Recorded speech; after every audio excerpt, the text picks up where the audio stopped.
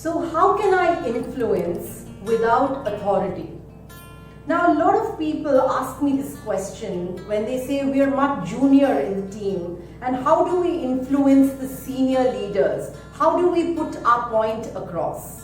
I'm here to share with you a 3-step technique which is going to teach you how to influence. The 3 steps are the EAR technique, E-A-R. E stands for being an expert. Now you can choose to be a generalist or you can choose to be a specialist. Now, in my opinion, in whatever field you're working, it's very important to go deep, to have great subject matter knowledge and be able to share your ideas.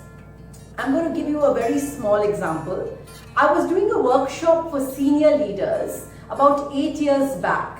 This was some leadership training integrated with coaching.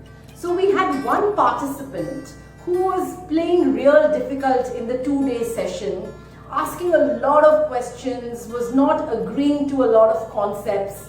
But post the training, when we engaged in the coaching session, the 1.5-hour coaching session, there was a complete transformation. The person's mindset, thoughts completely changed, and he was one of the people who actually implemented the maximum from the workshop.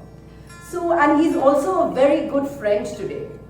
The point I'm trying to share here is, if you're an expert and you understand, you can influence a lot of people. The second point is A, attitude. How do you carry yourself, your leadership style? How do you handle conflicts? How do you handle people at your home? How do you handle people in the organization? So this is extremely important. If you're bright, warm, friendly, people would want to be with you. They would want to know how you manage this and would want to learn from you. The third most important for me is R, which stands for relationships. And I think this is the most important. It's not at all about building relationships. It's about maintaining relationships. And maintaining relationships requires trust, credibility, and reliability. I'll give you another example. When we started Jasmine Learning Solutions 9 years back, we started with a single client, and today we have 50+ clients. All of them are from referrals, word of mouth.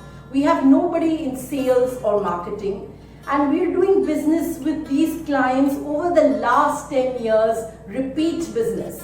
And this is, for me, the best example of relationship and trust. So if you want to influence, remember the EAR technique.